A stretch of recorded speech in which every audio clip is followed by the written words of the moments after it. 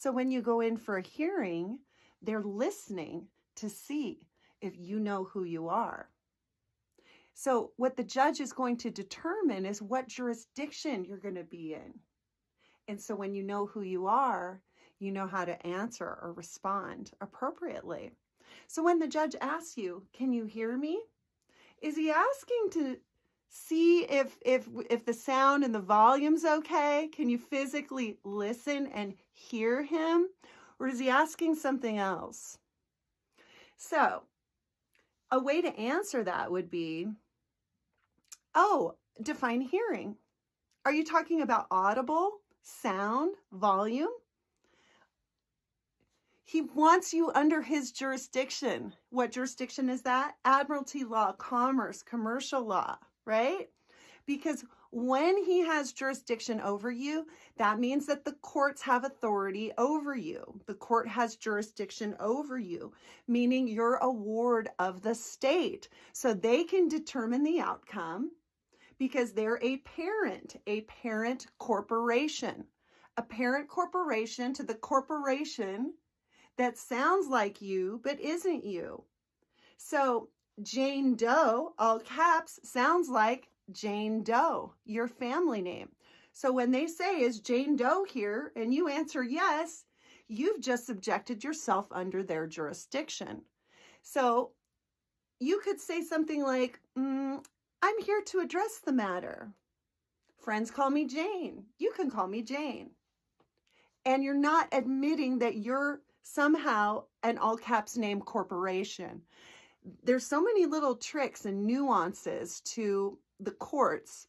So the more prepared you are, the better off you'll do, and the more tools in your tool belt you'll have. So standing, developing one's standing comes over time. So we stand, then we stand again, then we stand again.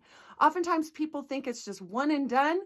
And sometimes you test yourself to see how well you're standing, but the judge is testing you because do you mean it? Do you really mean it? Are you sure? Are you really sure? In one situation, we heard of the judge asking or saying to the woman, threatening her. The judge says, well, if you don't capitulate to our decision here, the court will not protect you. Well, the question is, was the court ever protecting her?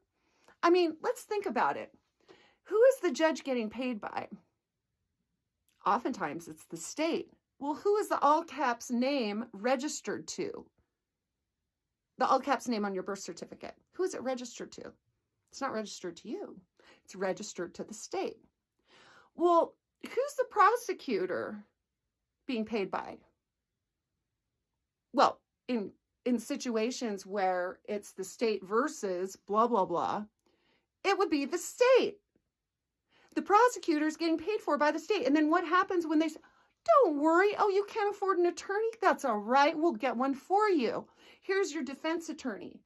So now we have the judge, we have the prosecutor, and we also have the defense attorney all getting paid for by, you guessed it, the state.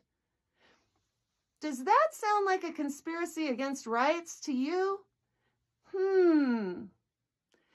So it sounds like a racket to me. That's what it sounds like. So anyway, just know that when they're asking you something like, "Can you hear me?"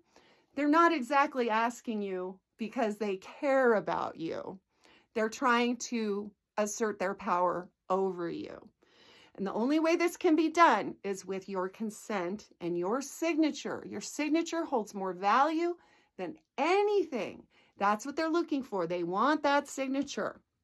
So anyway, there's a lot more to it, but you can check us out on americansinaction.info and learn all about exiting the corporation. I love you. God bless you. And I celebrate who you are. In love. Bye.